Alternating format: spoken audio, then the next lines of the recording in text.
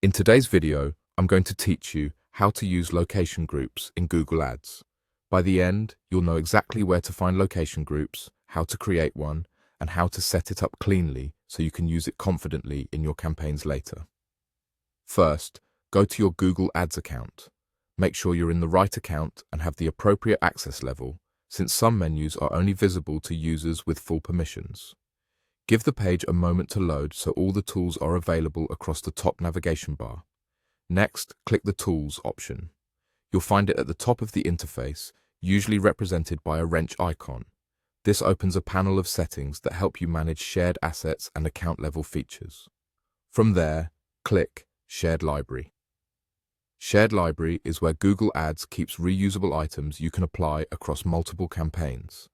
Using Shared Library keeps your setup consistent and saves time when you need to make changes in the future. Now click Location Manager.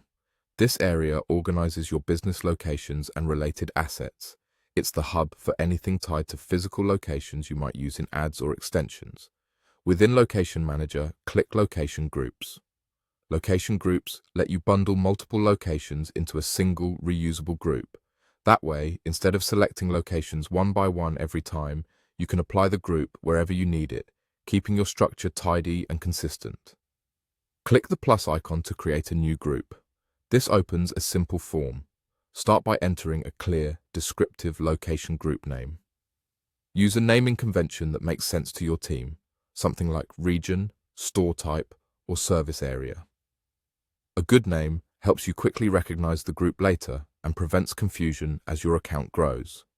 Now, pick your location and select the locations you want included. You'll see a list of available locations pulled into your account. Choose only the ones that are relevant to the purpose of this group. If you're grouping by region, for example, select the stores or branches that belong to that region. Take a moment to double-check that each selected location is correct and active, and avoid mixing unrelated locations in the same group. This will make reporting and management more accurate. Once you're done, click Save. Your new location group is now created and ready to be applied wherever location groups are supported in your account. As a best practice, review your groups periodically to keep them current and remove any locations that are no longer relevant. That's it. Simple, organized, and ready to streamline your work.